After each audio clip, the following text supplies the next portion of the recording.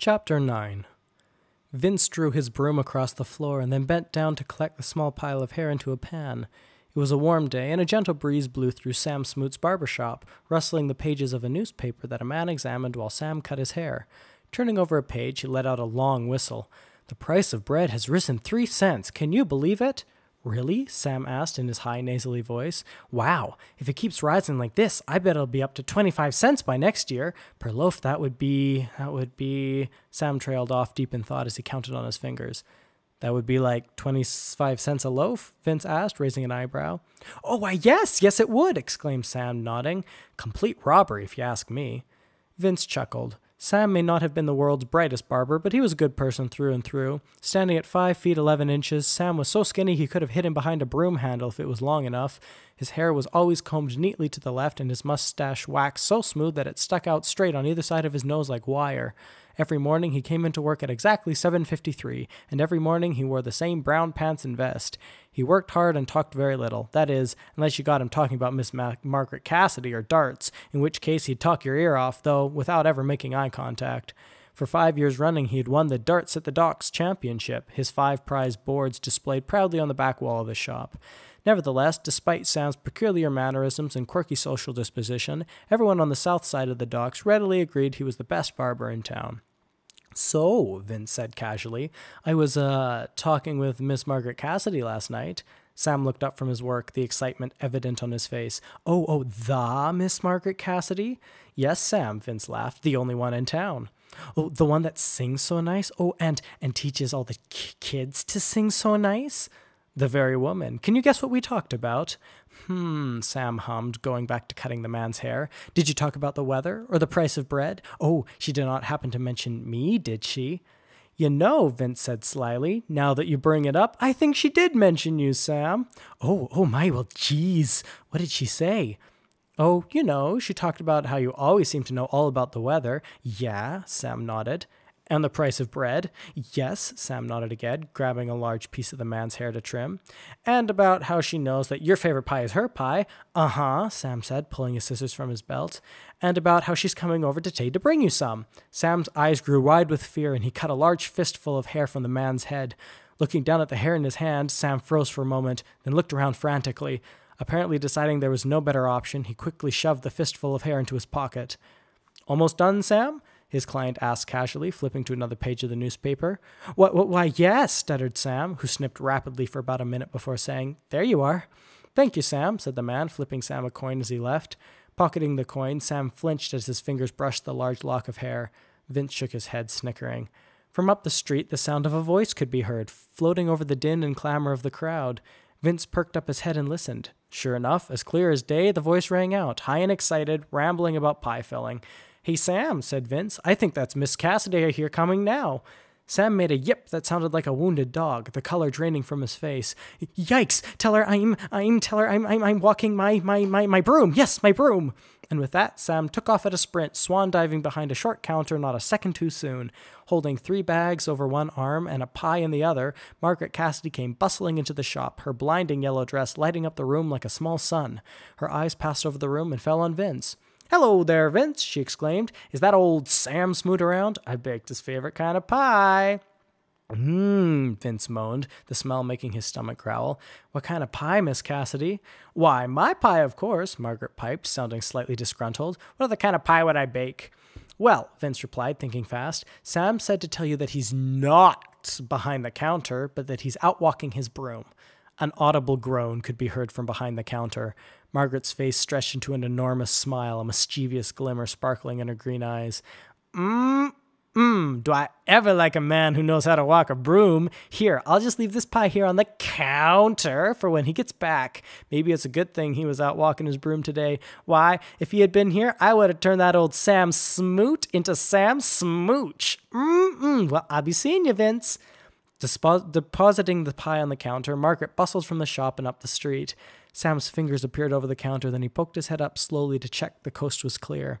"She left you pie," Vince teased, "and told me to tell you that if you had been here, she would have—" Yes, Sam clucked, waving away Vince's comment. Looking out the shop window, Sam stopped suddenly and pointed to a group of people who were coming down the road. Hey, look at them. What do you think a bunch of rich, fancy-dressed folk like them are doing down here so close to the ports? They get lost on their way to the opera? Looking around, Vince spotted them immediately. The group was half a block up, walking past the front of a flower stand. 4 young men led the group, dressed in black tailcoats and white silk vests. 4 young ladies followed them. The first 3 wore exquisite gowns of green, blue, and red, which shimmered in the sunlight as they moved. Airing herself daintily with a small fan, the girl in blue pointed across the street to a china shop that the party crossed to admire. Turning back, the girl in red called out to a final member of their party who hung back at the flower stand admiring the roses. Vince's gaze fell upon her, and he recognized her instantly from his lamplighting rounds on the mansion hill. She was the doctor's daughter. He often saw her in her father's garden at sunset, gazing out over the city as the lamps were lit. She was one of the most beautiful girls he'd ever seen. Unlike her companions' gowns, her white dress was simple, falling down to her ankles in a smooth, light fashion without the noise of exuberant frills or pleats.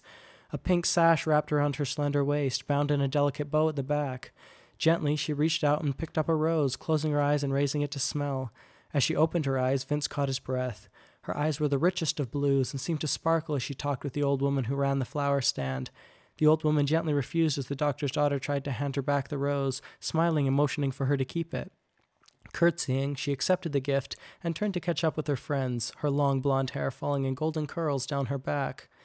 "Well," Sam said, bringing Vince back to earth, "I'll be in the back if you need me. Holler if anyone comes." Pulling his gaze away from the young lady, Vince shook his head and turned to see Sam slip into his office, looking greedily at the pie in his hands. The group finished admiring the china and wandered back over to look in the window of the shop next to Sam's. Vince swept the remainder of the shop dust out the doorway, watching the group huddle together, whispering with their backs to him.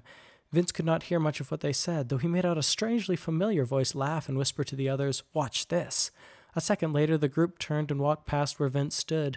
Trying not to be too conspicuous, Vince watched the girl in white out of the corner of his eye as she drew near, holding her rose to her chest. She looked at him, and he quickly looked away, pretending to sweep the shop entrance in hopes she had not caught him staring. Whop! The sound of something falling caused Vince to look down at his feet. There on the ground was a money pouch, obviously dropped by a member of the group.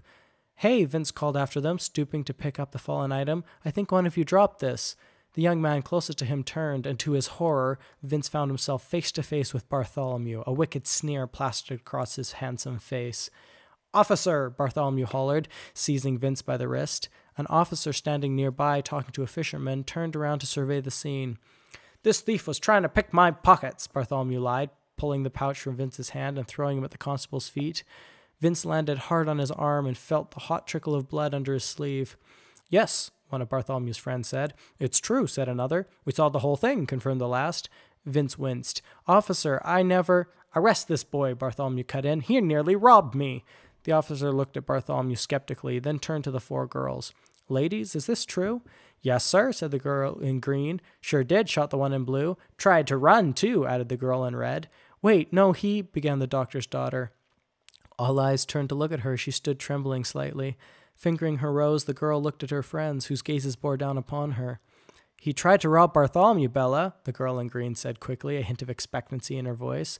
"We all saw it clearly, for he tried to do it right under our noses. Not very sneaky for a pickpocket."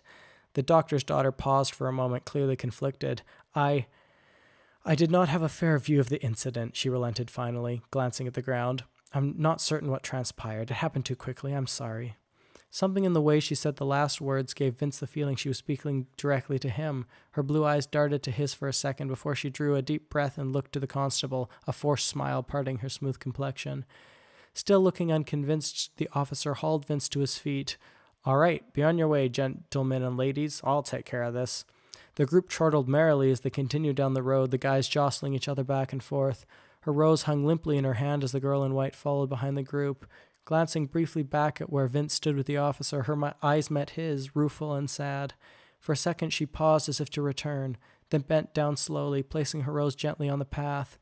Rising, she looked to Vince one final time before hurrying after her friends and out of view. The officer helped Vince brush the dust off his coat.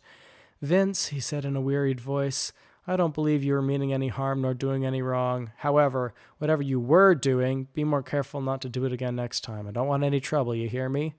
"Yes, sir," Vince said, nodding to the officer. "Thank you, Constable." Nodding, the officer turned and walked back to the fisherman to continue his conversation. Vince jogged down the lane to where the rose lay. Gently, he picked it up, looking down the street for another glimpse of the doctor's daughter, but the group was already out of view.